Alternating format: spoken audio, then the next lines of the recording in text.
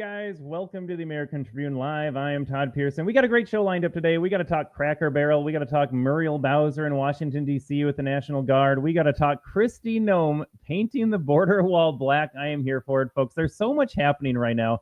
And of course, the Trump admin, Carolyn Levitt, are going scorched earth, using the most clickbaity words imaginable, going scorched earth on media, politicians, establishment politicians, for not supporting his crime crackdown and peace deal with Ukrainian and Russian leadership. This is wild, wild times that we do live in, folks. I appreciate you joining the show today. We skipped the intro music again. I love it. We're just firing the show off here. We got a lot to talk about today. I am exhausted, by the way. Kiddo has been waking up at 2:30 in the morning for the last week with nightmares. If there are parents in the audience and they have a 5-year-old and they dealt with the nightmare situation as well, I know their little brains are churning. They're always dealing with ideas. They got all sorts of things going on in their head here at all times a day. But man, it creates some wild nightmares. Then you ask them what the nightmare is. They're like, well, it was a wolf and it wasn't in the room, but it seemed nice. And you're like, that's not a nightmare, kid. I will tell you some nightmares. Have you heard of Joe Biden? But I don't want to ruin her too much yet. And so I'll save her the real world nightmares for when she's a little bit older. But those are her things, and they wake her up and she's screaming and crying. And then as a dad, you don't go back to sleep. So that's where we're at today. I am tired. We're going to try formatting the show a little bit different here. I want to get into some current events. I just want to talk about what is going on in the news right now, share some thoughts on that, and let's see if we can get out of here in half an hour so that I can go take a nap at 9:30 in the morning here. Because when you start your day at 2:30, time doesn't exist anymore. You're just tired and you're going to sleep, and you don't care if the sun is just coming up or just going down. You sleep when you have young kids. So I welcome you to the show here. We're going to get through all the headlines. And I was just scrolling on Twitter, by the way. It looks like Chip Roy, Representative Chip Roy down in Texas, he's throwing his hat in the ring to become the next AG as Ken Paxton seeks out the Senate seat that John Cornyn must vacate. Texas, how do we elect John Cornyn? We could ask this question every time. South Carolina, how do you do Lindsey Graham? Kentucky, how do you do Mitch McConnell? Maine, how do you do Susan Collins over there? Alaska, Lisa Murkowski, like the list goes on and on and on. So Ken Paxton would be a good one in the Senate. Let me know your thoughts in the comments below. If you're watching live, if you're watching the show later, let me know your thoughts on Chip Roy. He is really a divisive figure within the conservative movement. He does the best clips. We do a lot of videos at the American Tribune, and him doing these House floor speeches, like nobody does it better. He's got the passion. He's got the endurance. He speaks on the House floor for like an hour and a half, just raging against the machine. And then you dig up some old clips from Chip Roy, and he's over there wearing a mask. He's wishing heartfelt words to George Floyd, for example, voting every time with the Biden administration. Like Chip Roy is the best at saying things and just the absolute worst, it seems like, in doing things. So I am agnostic on Chip Roy. It can always get worse. It can always get worse than a Chip Roy. I can't tell. I think he is. Is he attached to the Bush money situation down in Texas? Let me know your thoughts in the comments. I got a smart audience here. We got a smart audience in our other podcast, Freedom from the Press, as well. Let me know what you think about Chip Roy. Getting him out of the House, it seems like that might be a win, because what do his votes do anyways? He does great speeches, but he can do the great speeches on social media now. I don't need him to deliver it from the House floor and have that turn into nothing. But that's the news that I saw popping up on X here as I was firing off the show. Chip Roy trying to become the next Attorney General in Texas. I guess I wish him well on that. Good luck on that. I want to see Ken Paxton in the Senate, so that seat had to change, regardless of what Ken Paxton's wife is trying to do to him, by the way. Turns out she's just some weird politician that is jealous and envious, and she's trying to make everything personal down there. So Texas politics, always wild stuff for sure. But we got to get into the show here. I want to start with this. I titled the show, Trump Paints the Border Wall Black. Folks, when you voted for Donald Trump, I made this point in a video that I just posted earlier. I voted for painting the border wall black, and I didn't even know that I voted to paint the border wall black. Whoever came up with this idea deserves the Presidential Medal of Freedom. And the explicit reason why we are now going to paint all these steel 30-foot structures down that need to be along the entire border, by the way. I don't care how forsaken the desert is. I want a wall there. You have these steel girders up there. They could still be climbed. You could still reach your little hands through and give a high five to some other illegal that crossed the border. But they're not hot enough, apparently. You can still climb it, and there's no deterrence. I don't know why there isn't, like, broken glass and barbed wire at the top of them. So, like, we know that they get climbed. Why aren't we deterring crime? When I went to China, I toured China there, and every wall, a concrete barrier at the top, had broken glass and barbed wire. And I thought, well, that's a pretty good deterrent. Even if I can scale the wall, I'm not going to like what I find on top of there. So we need to do more in terms of deterrence. Painting the wall black is one of those things that's like, why didn't we do this before? This is a great idea. This is a gold medal winning idea, and they want to do it specifically so that it is hot to the touch and that illegal immigrants scald their hands like, oh, I'm not going to climb that wall anymore. It's a little too hot down in the desert sun there. I love this idea so much. Painting the border wall black. Cue the Rolling Stones right now, painted black. I imagine we can get some fun parody lyrics for that one here. Maybe I will come up with that after the show here. You got Mick Jagger singing a tune to Donald Trump's administration trying to deter illegals from crossing. I'll play the clip of Kristi Noem here. I do have to say this. This show is all opinion. It is my correct opinion. It is the only opinion. If you have a different opinion, it is wrong. Keep listening to the show. I will change your mind here. Deterrence is the best measure to keep people safe. So I haven't even seen comments yet from the Libs, but I know exactly what they're saying. That's so mean. An illegal's going to hurt themselves now. They're going to get blisters on their fingers. I got blisters on my fingers. No, that might happen, but it shouldn't, because illegals should be smart enough to be like, black attraction. It absorbs all of the light. This will be hot to the touch now. Maybe I'm going to rethink climbing the wall. Deterrence is the best way to keep people safe. When I say build a wall, station troops down there, order shoot to kill on site, and you message that to the would-be illegals that are trying to cross the border, turns out if they know someone's aiming at them, turns out if they know that wall is going to burn their palms and their hands and their toes, however they're climbing and scaling these things, and if you say, like, you're going to get turned right back around, no, you're not going to get any federal money, taxpayer money when you get here, they're going to be like, it's not worth it. This juice is just not worth the squeeze. So you're telling me I got to pay a coyote, I got to watch my wife and daughter get raped at the border, now I'm going to burn myself climbing the wall, I might break a leg, jump down to the other side. If you do catch me, I'm just going to get flown right back to my nation of origin. And if I do somehow manage to get into the interior, I won't qualify for welfare or Medicaid, which you do in blue states, and you do everywhere still. Why is that a thing? Why aren't we just cutting off the spigot immediately? But if you message all of the deterrence, illegals, as much as we rag on them for being just low IQ, unskilled, they're still human beings with a functioning brain. They're like, it's not worth it. I don't want to go through the rape and the burning and the lack of free taxpayer money. What's in it for me if I actually get there? So you're going to deter a lot of them, and it turns out you're saving lives. You're saving human beings from egregious sexual assault, violence, death in many cases, because how many stories do we need to see of illegals crammed into a moving van that gets dumped on the side of the road and then they cook inside the truck or trailer? So when you deter people, you're actually saving people. This is, again, not a hard concept for those of us that are not brainwashed, we're not suffering from TDS. I am all for every measure of deterrence possible. Like I said, when they're done painting the wall, I'd love to see broken glass and barbed wire up there, not to maim and hurt illegals, but to deter illegals. Do you want to climb a wall and cut your hands, burn your hands, scrape something else up here, get turned around anyways? Is it worth it, illegals? And they're going to say, no, it's probably not worth it. Now, some of them will still make the journey, and good for them for trying, but you're going to deter a lot of people if it's just that much harder. So I am here. Is this inhumane? Absolutely not.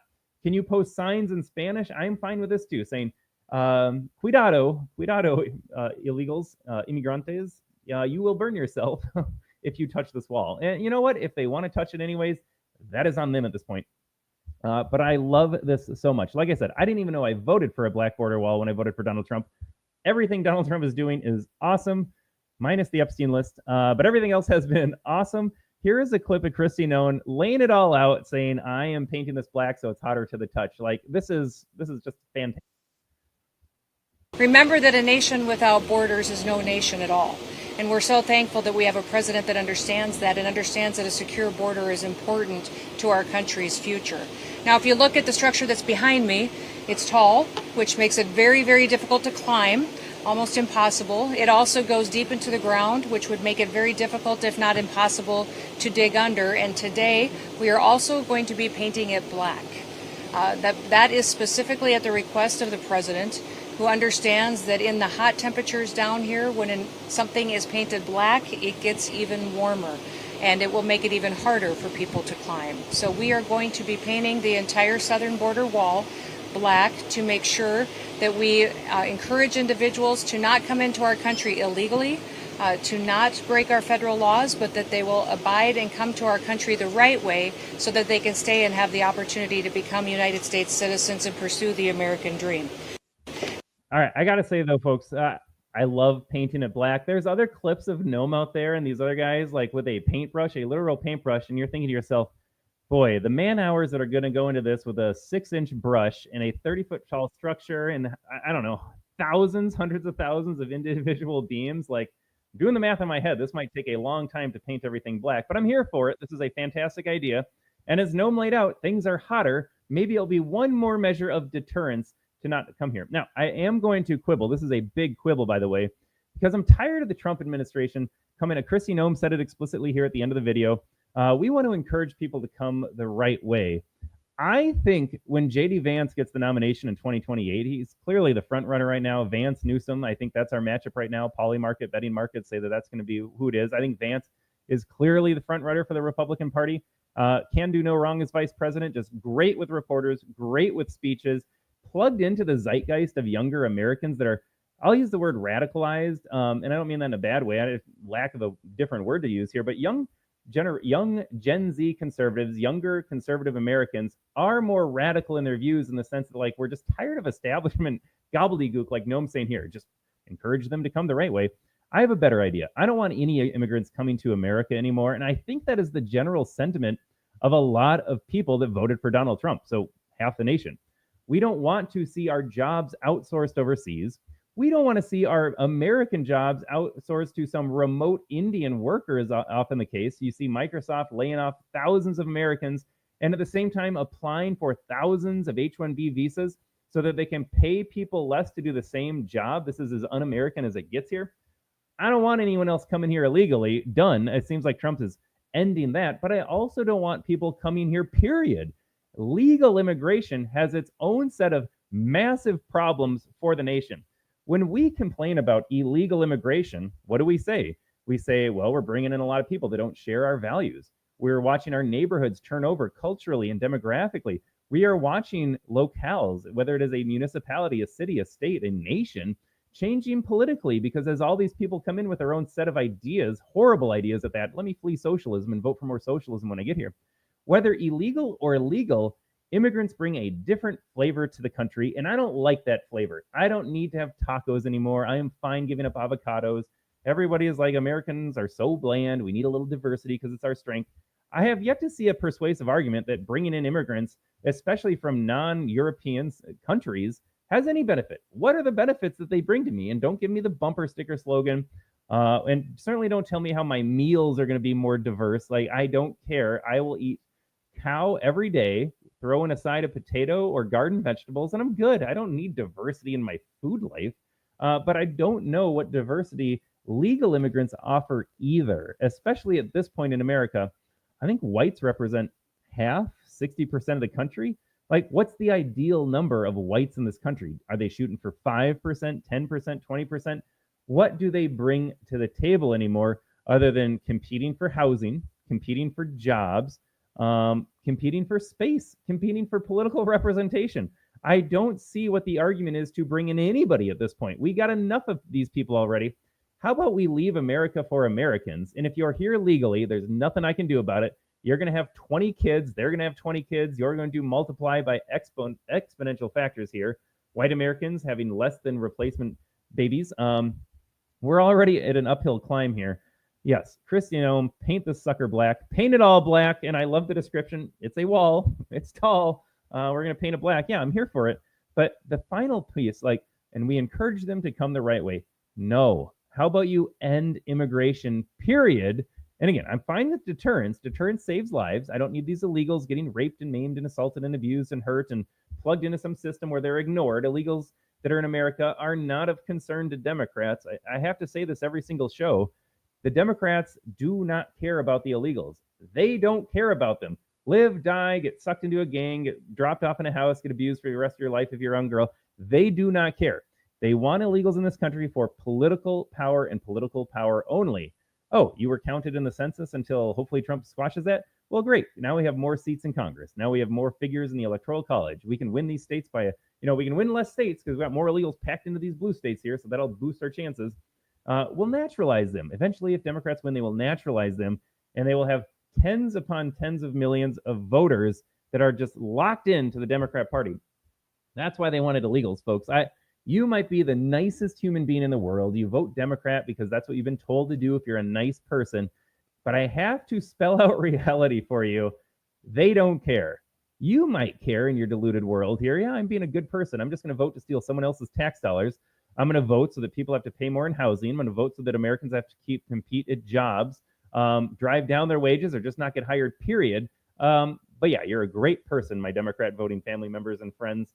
They don't care, though. I don't care what you believe. I need to tell you that they don't care. The people you're voting for, they do not care about the illegals, just like they don't care about you. If you thought they didn't care about the illegals, I got a big news flash for you. They definitely don't care about you. Hey, thanks for your vote, white middle class American. Now I'm just going to outsource your jobs. I'm going to make sure your kids can't compete in the marketplace.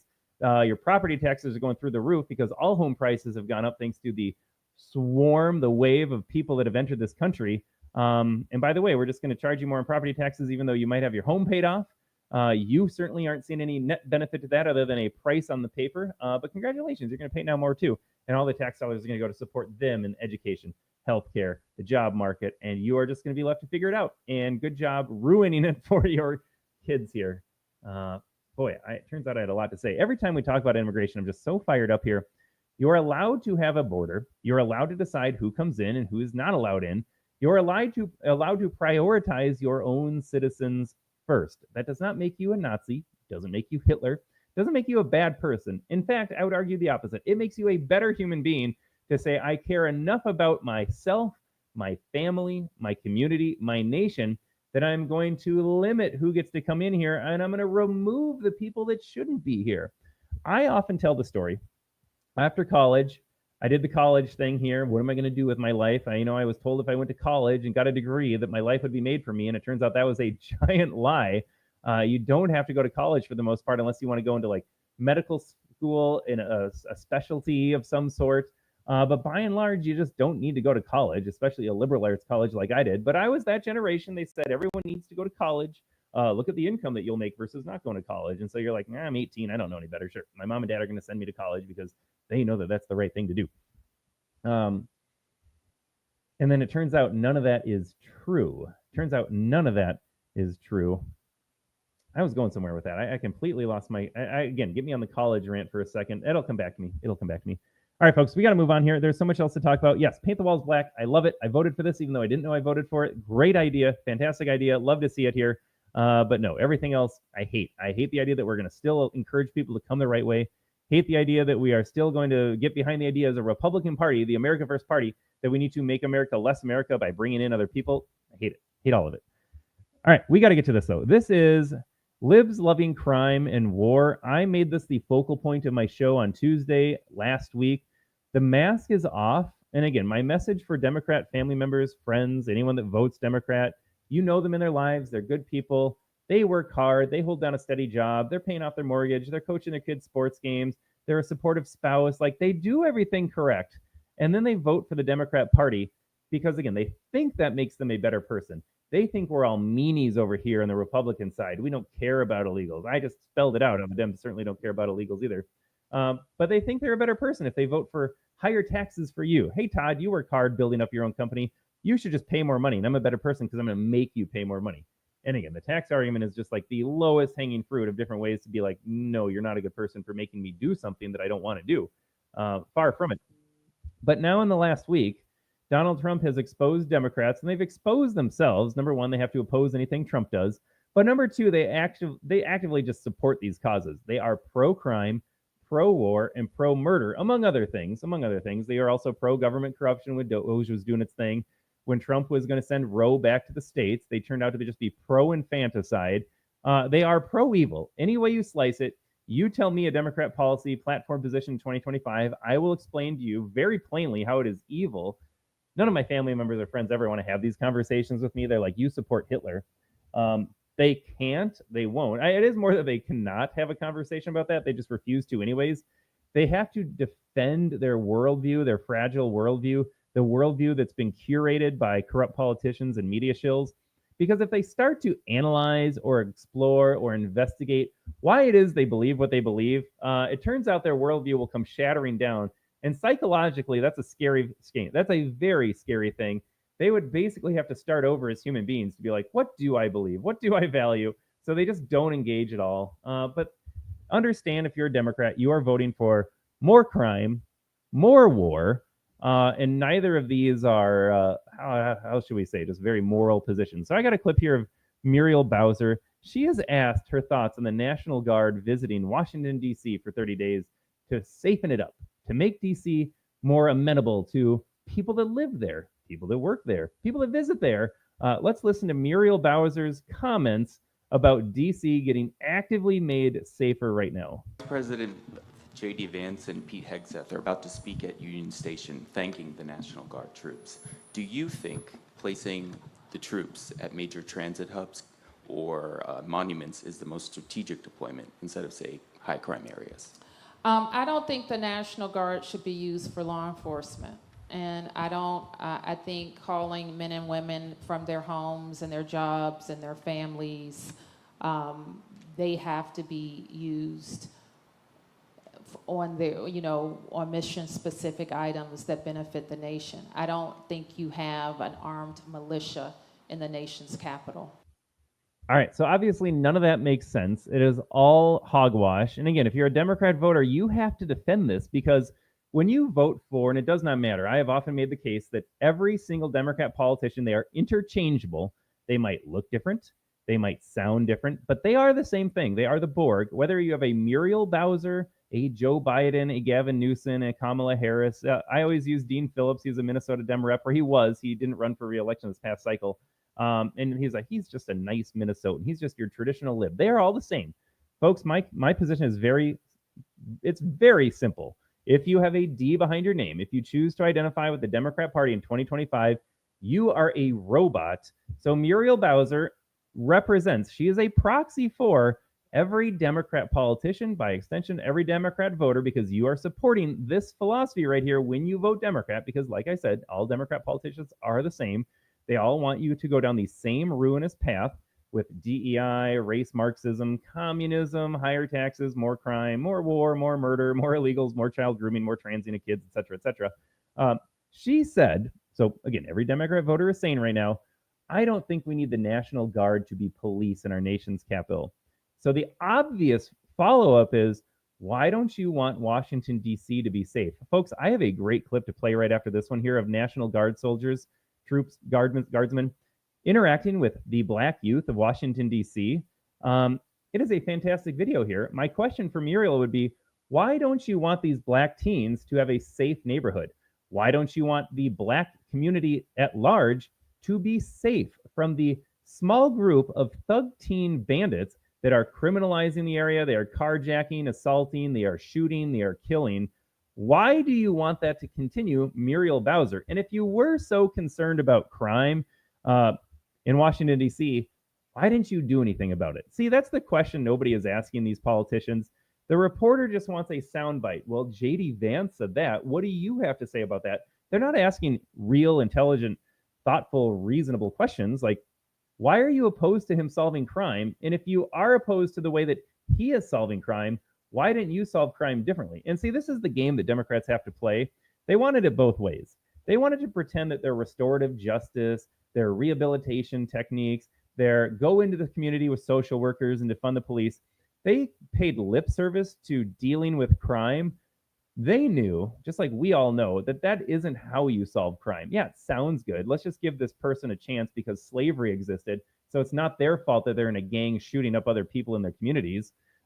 Slavery was a thing, so we can't hold any Blacks accountable. This is the problem with white libs in general here.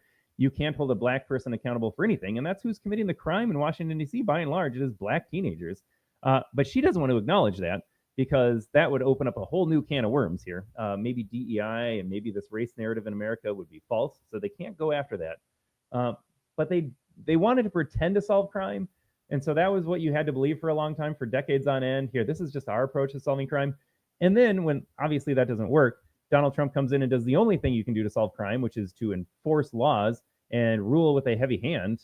And I've said before, I didn't want it to come to this. I would much rather prefer we do broken windows. You just remove criminals the first time they commit a crime and then let everyone else live peacefully and with safety and security. Dems enabled this to get so out of hand that you have to come in now with the full force of the government to be like, all right, you had your chance, now you're done. Here's the guard, here's the police, and here is just everybody in a street corner, which obviously makes sense and obviously works. And so what they have done is targeted individuals, and just their presence alone is a deterrent. Remember what I said about painting the wall black and being a deterrent? I am a big fan of deterrence. And if you see someone doing something clownish or dangerous, then you arrest them and you remove them from the streets. And then suddenly that's not a problem anymore. And then you allow the black residents. It is astounding to also see this narrative play out. Donald Trump's a racist. Jamie Raskin, we did an article at the American Tribune. He's like, this is oppressive. And they like to use the word oppressive because it connotes white on black. Whites are oppressing the black community. And it's like, Jamie Raskin, the black community is the one most affected by black crime. And now Donald Trump has liberated the black community from the small band of teen black thugs. So is it racist to rescue the black community from other blacks? How does that work? Is it racist to put a bad black guy in prison, but we'll just ignore the fact that he is rescuing good blacks from the crime? It doesn't make any sense. But Muriel Bowser is mad that Donald Trump is solving crime. Because number one, it exposes Democrats for just fraudulent lip service to dealing with the crime issue. It makes them look terrible. And again, Democrats make themselves look terrible just by promoting the policies that they do every day. No reasonable person thinks we should allow criminals to have more opportunities to criminalize. This is insane. If you don't want to function in society, then you don't belong in society. And this transcends your race, your sex, whatever the case may be, your citizenship status. If you are going to commit crimes, then you don't belong in society. People always complain. I mean, Muriel Bowser would be like, we have too many prisoners. We have a prison population that exceeds the rest of the first world. And it's like, well, if you have more criminals, then obviously the prison population is not large enough. I want 0 criminals on the streets, and I want as many beds in prisons as necessary to make that happen here. But Muriel Bowser is saying in as many words, I am upset that Washington, D.C. is safer. And she says the National Guard shouldn't be deployed. And then they do that stupid, like, these men and women are getting pulled from their homes and their families. Like, they signed up for the National Guard. It's better than getting deployed to like Iraq in 2006. When I was in high school in the early 2000s, one of our assistant principals was in the National Guard, and he went to Iraq for a full school year. And I remember we had a big going away for him and a big welcome back for him. Where was Muriel Bowser when he was getting deployed to Iraq, of all places? But now we can't free American cities from crime that she created and enabled and is promoting. It should be a mission specific. What does that mean, Muriel Bowser? What does mission specific mean? If we can't keep American cities safe, then what's the point of the National Guard? Everyone's like, the Guard, the military, this is for overseas. No, I'm tired of being the police for the rest of the world. I don't want them overseas. If we have things to take care of at home, then let's use them at home. Put the troops on the border, put the guards on the border, put troops in the Guard in these American Democrat-run hellholes that by and large would be saving black lives. I know, Donald Trump and MAGA are so racist. We are advocating to free black communities from the Democrats that have been in charge for decades and allowed this to get out of hand. I would engage with me on that, Dem trolls. I want to liberate black cities. 99% of the black residents are wonderful people, and Democrats allow the 1% to terrorize and murder the rest of them. But sure, you go on and tell me how I'm anti-black and how I am a racist. Wild stuff. We can continue here, but again, we're already at half an hour. I promised half an hour show. That's not happening. Here's Kevin Levitt, though, in as many words, in better words than me, going after the media for opposing Trump's crime crackdown in D.C., and then going into, and we'll talk about this a little bit as well, going into their defense of the Ukrainian war and how they're mad that Donald Trump is going to solve peace. It's been a wild week, folks, a wild week. They're mad at Donald Trump for securing freedom and safety to Washington, D.C. residents and tourists and workers. And now they're also mad that Donald Trump is going to wind down and find a peaceful conclusion to the Ukraine conflict that, by the way, Democrats, you had 4 years to solve. Russia invaded Ukraine under Joe Biden. Joe Biden could have met with Putin and Zelensky at any time to find a peaceful solutions. They did not. Instead, every Democrat voted lockstep to send more money and more munitions overseas. And now Democrats are mad that Donald Trump is going about peace the wrong way when Democrats went after peace 0 ways their entire time. By the way, I got to point out in the video here, that gal behind Muriel Bowser, who is just always just miserable looking, which again, leftism makes you miserable. It rots your soul from the inside out. You can't be happy if you're a leftist. So I'm not surprised to see her like this. The gal behind her is the police chief, the DEI police chief, who didn't know what chain of command meant. She was asked by a reporter, what's the chain of command now that Donald Trump federalized the Metro Police? And she's like, what do you mean? So fantastic spot right there. I don't have the clip. But before I get to Karen Levitt, I did promise this one here. Here's a video clip from Nick Sorter, who's been on the ground in D.C. providing awesome coverage. If you want to, his handle is going to be on the video here. You can follow him over on X at Nick Sorter. He has a video clip of Nat Guard soldiers, who are black, by the way, worth pointing out, engaging with black teens in Washington, D.C. Muriel Bowser has a problem with this. I got a lot of thoughts on the video, too. Let's play this and we'll talk.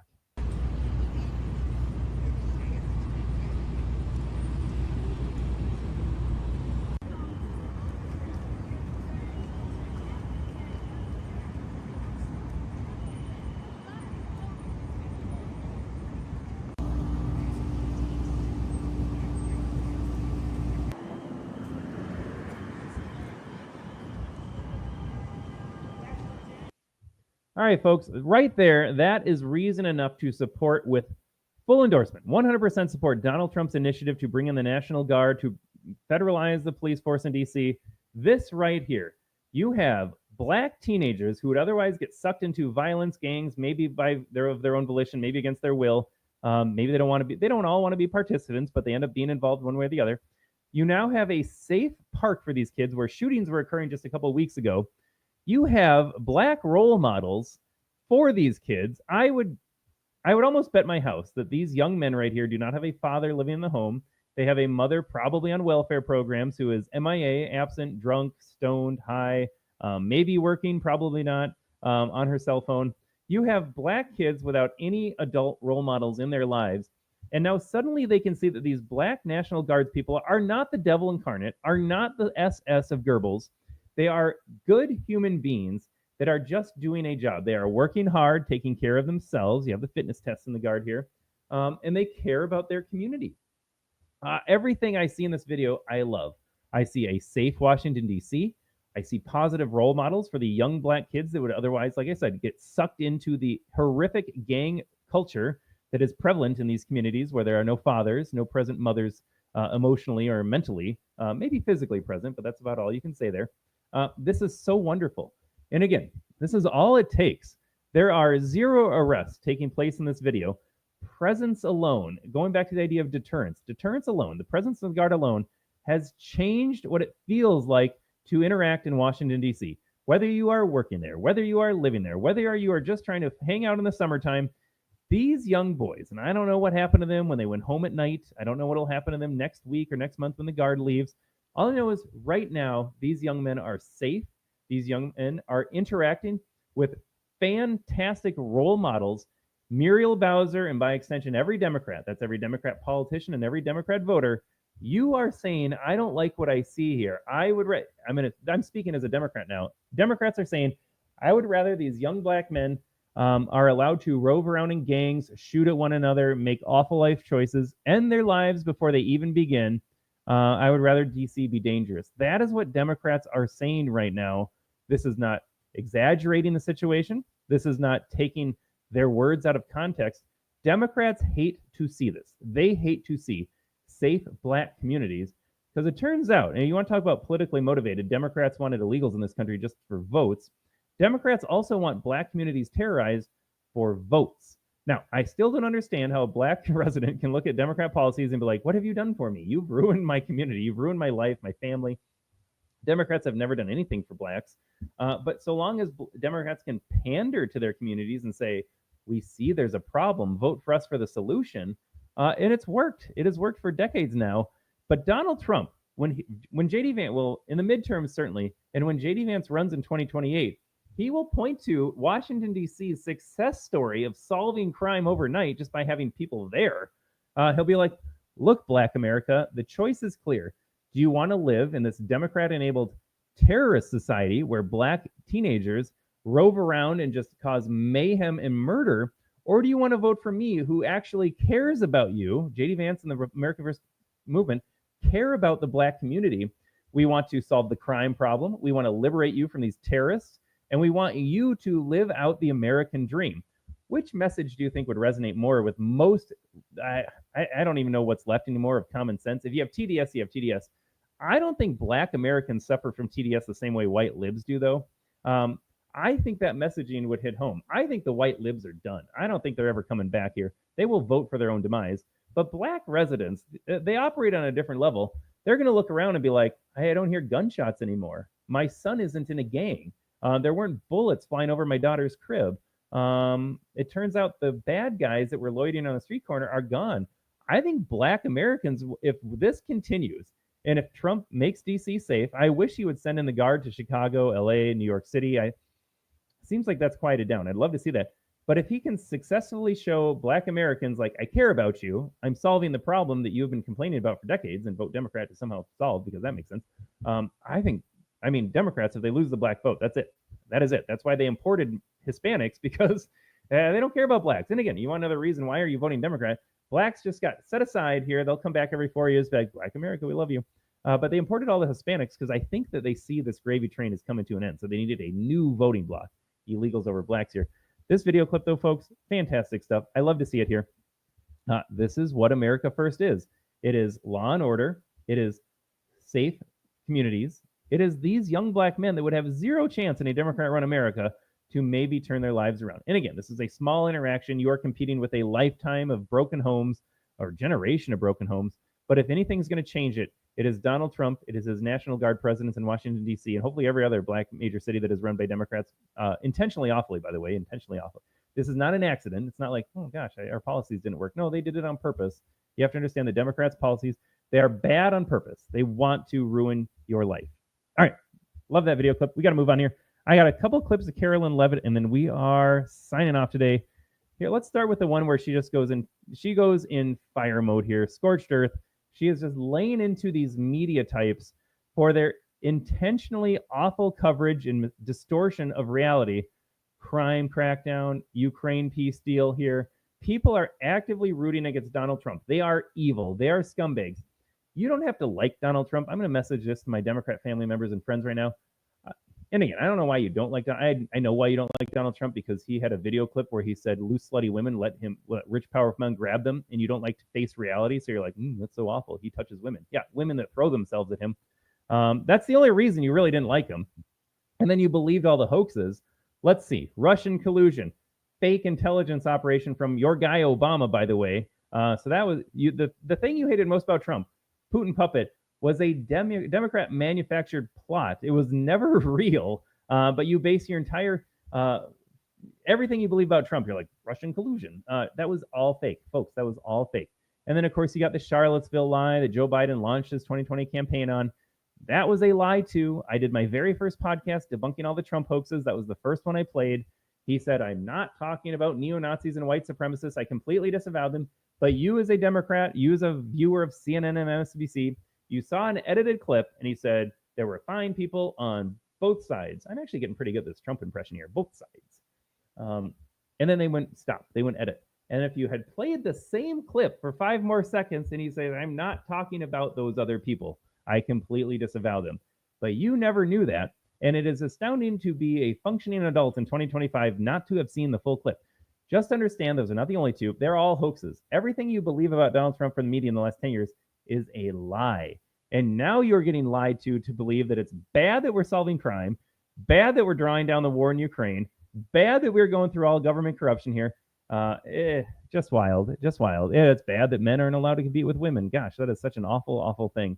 So I would ask you to reflect on your own values and what you believe to be true and what is true. Just understand everything you believe is a lie. You can be a great person. You're a great family member, great friend. But everything you believe politically is wrong. So let's get to Levitt. Here she is just trashing the Democrat media and politicians. One thing that has absolutely not changed is the media's negative and downright false coverage of President Trump and his foreign policy accomplishments. From the beginning of this entire process, much of the left-wing media has been actively rooting against the President of the United States in the pursuit of peace. Initially, the media ridiculously claimed that President Trump was somehow beholden to Russia for even agreeing to have a face-to-face discussion with President Putin inside of the United States. The media said President Trump was making a grave mistake by, quote, legitimizing Putin. They were aghast that President Trump would treat another world leader like a world leader. The media relentlessly attacked President Trump and claimed he suffered a, quote, major defeat for not immediately emerging with a final agreement, even though he said heading into that meeting, this was a meeting to listen and to understand how to move the ball forward.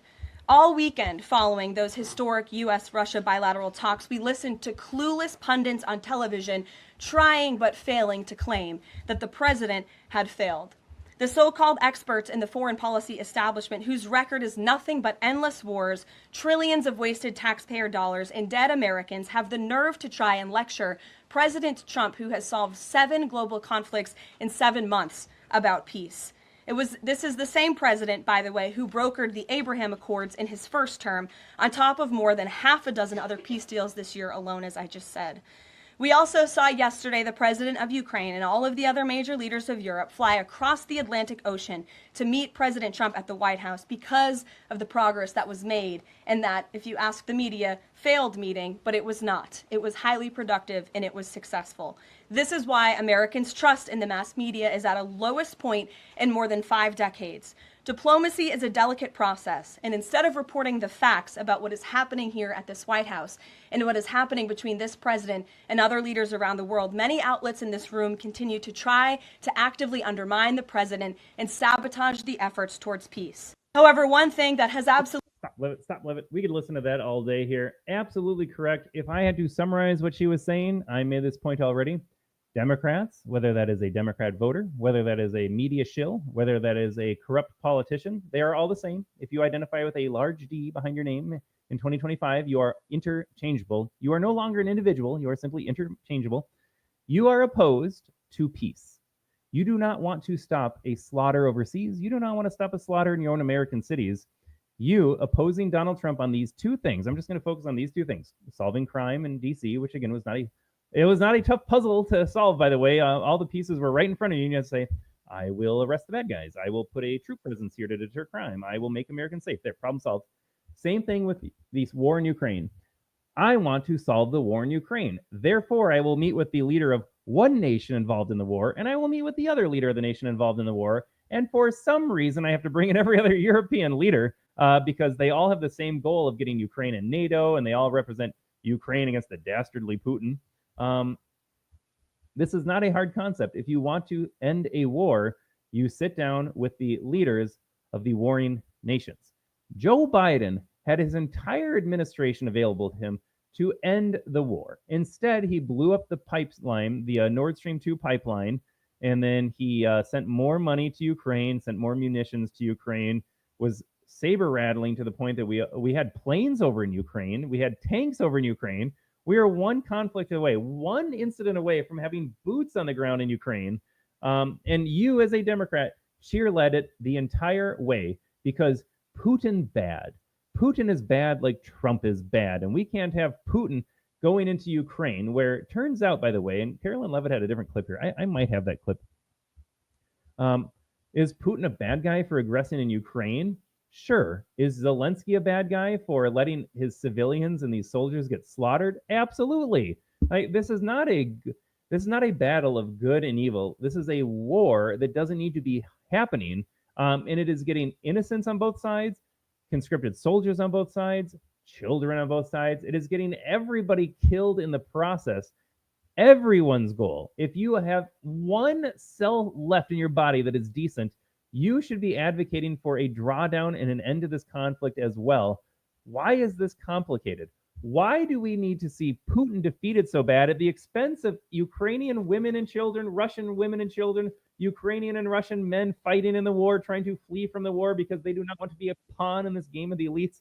Why are we not all advocating immediately for the end of this war so that nobody else has to be sent to the meat grinder or caught in the crossfire? This is despicable. I mean, the media is already despicable. These Dem politicians are already despicable. We have the video clips here. Thomas Massey recorded it in the House when every represented official, except for him, I think, had like the blue and yellow flag lapel, and they're cheering as they voted to send more money in Ukraine. Mass murderers, all of them.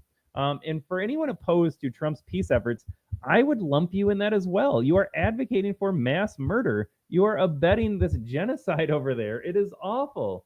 And they're going to frame it up as Trump's doing Putin a solid. Yes, guess what, folks? When this conflict ends, Putin or Russia, however you want to frame up the debate, they are going to keep the eastern portions of Ukraine that they invaded, have taken over, and already, by the way, house ethnic Russians that voted to secede from Ukraine in the first place. That's just how this is going to play out. We could have had the exact same scenario 3 years ago, but Joe Biden, his Democrat buddies, the establishment, the military industrial complex, everybody in NATO and Europe overseas, they wanted as many people to die as possible. And they knew the entire time this was never going to end differently, save for American involvement. And no one in their right mind wants to see Russia engage with the United States in a land war over there. Absolutely asinine. Yes, give Russia some of the territories that were part of Ukraine previously and call it a day. If you want to say, like, Trump caved to Putin, Putin's an aggressor and he just stole this land, I don't care. I care that no one else is dying. That's been Donald Trump's position, by the way, since his campaign launched for 2024. He said, he was asked a question, I think on a CNN town hall, are you taking the side of Putin? Because, of course, CNN had to frame it up that way. He said, I'm taking the side of peace. I don't want to see anybody else die. That has been my position from the beginning as well. You have all these cowardly, virtue-signaling Democrats out there, and maybe you, as one of my family members and friends, you have posted on social media, I stand with Ukraine, Slava Ukraini. Look at me, I'm such a good person. I have a blue and yellow flag in my bio now on social media. You never enlisted to join Zelensky's Foreign Legion. You never wrote a check to Ukraine to fight the good war over there against the aggressor Russian nation. You've done absolutely nothing, sacrificed nothing. You have, though, condoned, promoted, celebrated, encouraged, and otherwise allowed a massive slaughter of women, children, families, men, all to be killed in the name of you feeling like a better human being than me because I didn't want war. Folks, this is disgusting. It is. The media is despicable. Politicians are despicable. The fact that they are opposing and trying to craft some narrative around Donald Trump's not doing peace correct. Number one, you're not allowed to say Donald Trump's doing peace wrong when you attempted zero peace efforts the entire time you were in power. Absolutely none. Any Democrat that wants to tell me Donald Trump's doing peace wrong, I will ask them, what were your efforts? What did Joe Biden and the Democrats offer in terms of peaceful solutions during his administration? And the answer is zero. So the conversation is now over. If you're a Democrat, I don't care what you have to say. Your opinion is absolutely worthless in this regard. You wanted more war. You wanted more death. Shame on you. But then again, to be opposed now to what Donald Trump is simply doing, but it's the same thing. Same thing as Washington, D.C. Donald Trump is going to have a successful outcome that is good for humanity. Less crime in D.C., less slaughter, less murder overseas in Ukraine. These are objectively good things, but you're at a crossroads. Do I acknowledge Donald Trump did something good, or do I just oppose what he's doing and take the side of being pro-crime, pro-war, pro-murder? And that's exactly what Democrats have been doing here. Awful behavior. Shame on any individual Democrat voter that's putting up with this nonsense. I always just make the distinction, too. It is worse for the Democrat voter in this case to be siding with the anti-Trump narrative here, because I expect the media to lie. I expect politicians to lie. I'm not a child. This is what they do, whether it is for an audience, views, grifting, selling out. Media personalities and politicians have their own motivations. You, as a Democrat voter, benefit not an iota by supporting Democrats and their false narratives here about Donald Trump's Hitler for bringing peace in Europe, Donald Trump's Hitler for sending the National Guard. You benefit nothing from believing that. Why are you supporting this? Why are you propping up these corrupt media shills and corrupt politicians? Why are you philosophically opposed to peace in Europe and freedom and prosperity and less crime in D.C.? I've never gotten an answer for that. I've never gotten an answer for it. Turns out going on very little sleep, by the way. I was just reading the comment here. Turns out very little sleep hasn't slowed me down at all in this show. All right, I got one more clip here. I think this was a follow-up maybe to this comment here. So you saw Levitt's monologue there. She's fired up. I'm fired up. Shame on everybody that's opposing Donald Trump's solutions towards peace at home and abroad right now. And then you got, I think this is an NBC journalist, some ginger. I got a redhead daughter, by the way. Nothing against gingers personally, but she just awful. What an awful human being. I don't even know who this is, but she's going to try to like poke Levitt to be like, What do you mean peace is a good thing? And then Levitt just lays into here. So we'll watch this and we'll wrap up the show. For President Trump, though, what do you think Putin's motivation is to try to do something for President Trump, as opposed to just resolving the conflict? I think, as I just spoke to in my opening... I got to replay the question again here because she's kind of stammers her way through it. She's trying to sound so erudite, like I have such an intelligent question. Look how insightful I am. I'm reading between the lines here. Putin wants something. Trump wants something. How can we trust Putin's motivations to end the war here? I will break down how awful and stupid this question is. It's the opposite of asking an intelligent question. Let's listen to her question, though, one more time. For President Trump, though, what do you think Putin's motivation is to try to do something for President Trump, as opposed to just resolving the conflict? I think, as I just spoke to in my opening remarks, Kelly, Russia and all countries around this world actually respect the United States again. And the president is using the might of American strength to demand that respect from our allies, our friends, our adversaries all around the world. And we've seen that not just lead to progress with Russia and Ukraine, but also we've seen it in the closing of... If we had not had a president... All right, so she'll go on to say here that weird how Russia never invaded with Trump in office. Let's see, George Bush gave up some territory. Barack Obama gave up some territory. Joe Biden very clearly gave up some territory. Do you know who never gave up territory? Trump 1 and Trump 2. And in fact, Trump 2 is going to bring peace to the situation here. They hate him for it. But the question was, how do you trust Putin's motivations? And folks, this is where you separate the boys from the men. I don't care what Putin's motivations are to end the war. You see, as an adult, I care about outcomes. I don't care about intentions, motivations. I don't care about personal beliefs. I don't care about what you say nearly as much as I care about what is accomplished. What are the outcomes of any given situation? I don't care if Donald Trump is the most racist human being alive. I care that he is liberating black cities from crime. Now, Trump could hold his personal... I'm using this as an example because every Democrat voter will immediately be like, yeah, Donald Trump's a racist. I'm here to make the point I don't care. Now, he's not. He's not, by the way, folks. It's stupid. But let's say he were. Let's say he held deeply held racist beliefs. Donald Trump just hated black people. It still wouldn't matter because he wouldn't be taking action on that. I have seen him liberate black Washington, D.C. communities, sending in black National Guard soldiers that we saw interacting with black teenagers in D.C. We played clips on our podcast last week. Black women were like, I haven't heard of shooting in 4 days. What's going on here? I don't like Trump, but I love what he's doing here. The black residents overwhelmingly support what Donald Trump is doing. Don't listen to the white libs on TV being like, this is racist. Listen to the black residents. They're like, this is awesome. So again, you can have your own personal beliefs, but it's how do you act? Do you act on them? Do you not act on them? What are the outcomes of those beliefs? Or if you ignore them, even better. So no, Donald Trump could be the biggest racist in the world, and I don't care.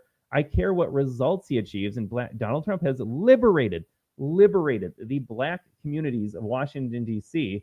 So again, your beliefs and your motivations don't matter. And motivations, maybe Donald Trump is doing this to win the black vote. I also don't care about that. I mean, it's a smart political move, very savvy of him. Hey, Black America, are you tired of Democrats running you guys into the ground yet? Vote for me. What do you have to lose? He said in 2016. But his motivations, I don't care either. I care about results. Are black Americans in Washington, D.C. safer today because of what he did, or are they not? And the answer is a resounding yes, they are. Donald Trump has good outcomes. The same thing with this war situation now. What was her name? Kelly? It doesn't matter. The Borg, the DNC NPC Borg. I'm surprised she wasn't wearing a mask in this clip. I got to be derogatory. Stop wearing masks, folks. So what is Putin getting out of this? Have you considered what Putin wants from Donald Trump? Why is Putin doing this? What's Trump going to get out of it? Folks, again, I don't care. I honestly don't care what Putin's motivations are for peace. I don't even care what Donald Trump's motivations are for peace. I care that there is peace. Now, Donald Trump has consistently said he wants people to stop dying, which is motivation enough for me. But even if Donald Trump personally said, I love war, I love slaughter, I love meat grinders, I love getting civilians and innocents killed, I love it. And if he still found peace in Russia and Ukraine, I could care less how he personally feels. I want the war to end. The war will end. Mission accomplished, Donald Trump. Will Putin get land? Is he motivated by land? Maybe. Is Putin motivated by the fact that he's running out of conscripts? Maybe. I don't know, because nobody's reporting on this war. Maybe. Maybe he's got other motivations we're not even mentioning right now. I don't care. I want the war to end. I want these women and children and men to live. If you are opposed to peace in Ukraine, You are telling me you want them to die. And what does that say about you? Well, you fill in the blanks, folks. You tell me what it says about you if you want this meat grinder slaughterhouse to continue. 3.5 years later, we are finally getting peace talks, and you the entire time voted for more money, more war, more munitions, more escalation, more slaughter, and you're going to tell me that Donald Trump is doing peace wrong right now. Shame on all of you. Man. All right, folks, I got to wrap this up here. I'm exhausted. We've been going for an hour here. So much to talk about. Let me just see if there's anything else big. I did want to touch on the Cracker Barrel. What a stupid story this is as well. So the Cracker Barrel CEO, she's exactly what you would expect her to look like. She's got the big glasses. That's enough for me. Like, stop wearing these stupid big glasses. But then the way she talks about how this is so positive and we're changing things. She goes from this iconic logo of Cracker Barrel. I wonder if can I pull this up really fast? I had to talk about this. All right, let me see if I'm just going to share my screen. Where is she talking here? All right, here we go. We are going to share this screen right here. All right, I got to ask this question. I think I probably know the answer. What if all the customers are coming at you hard enough about the look of the restaurant and they want to go back to the old way? Would you do it? Honestly, the feedback's been overwhelmingly positive that people like what we're doing. I'll give you another soundbite. I actually happened to be in Orlando last week with all of our managers. We bring them together and every other year.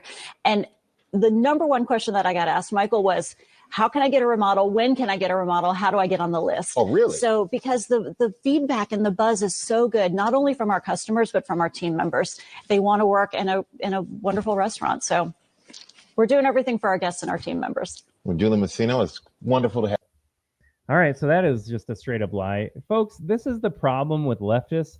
They can never leave anything alone. The idea of being a conservative where you want to conserve a few things, like if it ain't broke, don't fix it, as the caption says here. They change things for the sake of changing them.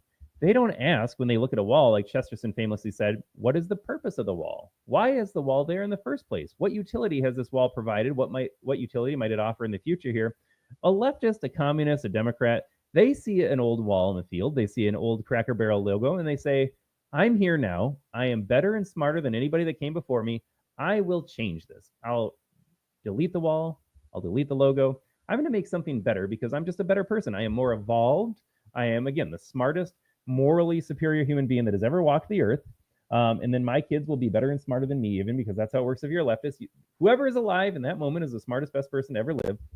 They took an iconic, recognizable Cracker Barrel logo and themed restaurant that people went to the store specifically for. I want to feel like we had one in my hometown in Minnesota. We had a Cracker Barrel.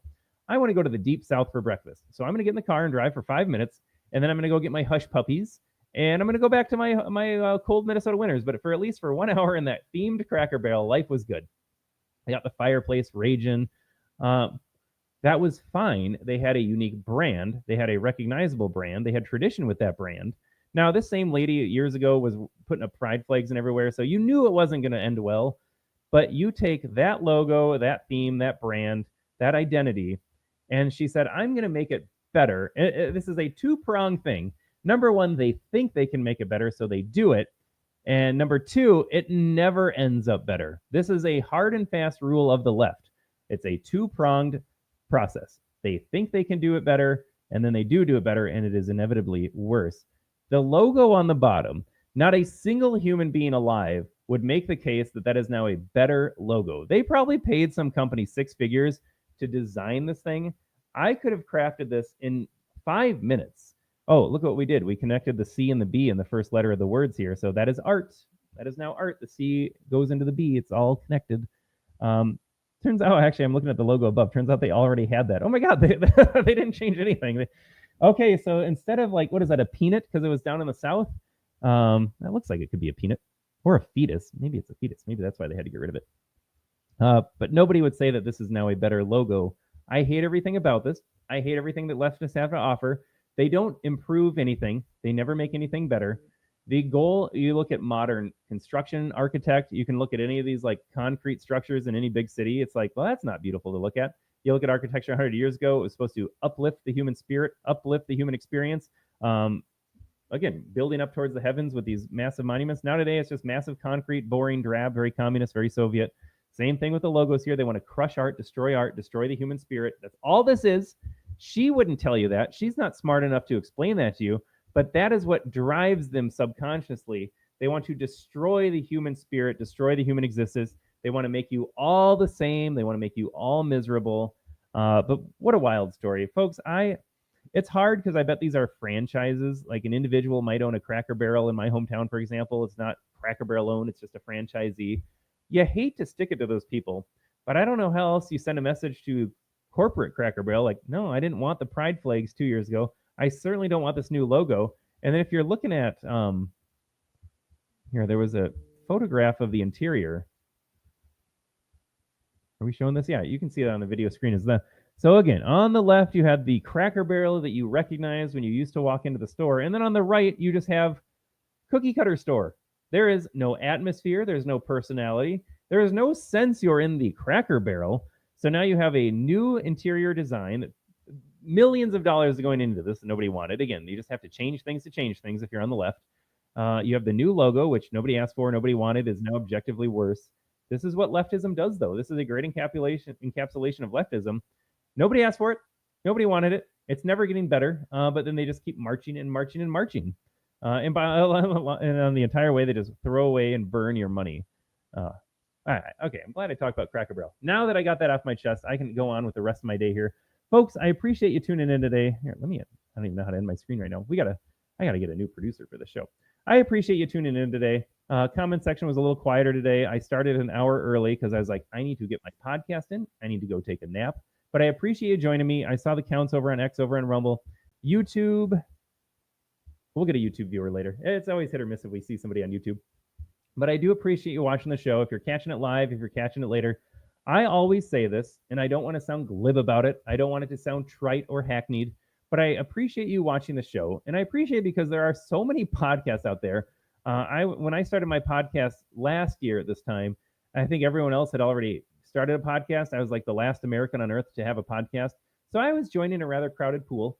I enjoy doing it. And the fact that anybody watches the show, I am grateful for, because you have no shortage of options where you want to get news, opinion from. There's certainly no shortage of people screaming into their computers here like I have fun doing. I have fun doing this. I'm not angry. I'm going to go home, have some laughs, hug my kids. Like, I love what I do, love what I'm living for. I am not angry, even though I get a little heated sometimes about topics. I see that's also a difference between us on the right and those on the left. I can set this aside. I can close my laptop and live a normal life afterwards. If I were a leftist podcaster, I'd be like Donald Trump, and I'd shut the computer here. I'd probably go throw eggs at some Trump flag in my neighborhood. They just can't let it go. You have to be able to separate how you feel about politics from just functioning in everyday life here. But they don't. They are consumed by it 24/7. But I have fun doing it. I have fun screaming. It's a little cathartic. It does make me feel better. Like, I got to talk about this Muriel Bowser clip. I got to talk about Cracker Barrel. Fire up the old podcast. But thank you for tuning in. Thanks for joining me on this hour-long journey. I know I promised half an hour, but it's just not possible. There's just so much insanity in the world here. And if you vote Democrat, if you are one of my family members or friends that tuned in, caught a clip of this for a second, talk to me about this. Like, I know that I call you guys names on the podcast. I am genuinely interested, though, in changing minds and waking you up. You are wrong. I'll tell you right now, you are wrong. But I would love to engage in a conversation like this just to ask questions, to understand where you're coming from, why you're opposed to peace in Ukraine, why you're opposed to a crime crackdown in D.C., why you're opposed to closing the border, why you're opposed to having less immigrants in this country here. I'm genuinely curious your thought process in 2025, why you're going to vote for Gavin Newsom in 2028 because you want to turn America into California. We don't share the rest of the geography like California has. So that's the only reason to enjoy California is the natural beauty. You guys don't know, the rest of the country doesn't offer that. So why do we want California politics in the rest of the country? Riddle me that as well. But again, I'd love to talk politics with you, my Democrat family members and friends. Trolls on the show, they're not interested in engaging. They just want to say that I voted for like a racist pedo, and it's so old news at this point. But folks, I got to get out of here. Thanks for tuning in. Have a great day. I am back in the hot seat tomorrow with my business partner, Jason Robertson, on Freedom from the Press. Hard start at 10 a.m. Central, 11 a.m. Eastern. That time never fluctuates. My show, you never know when you're going to catch me.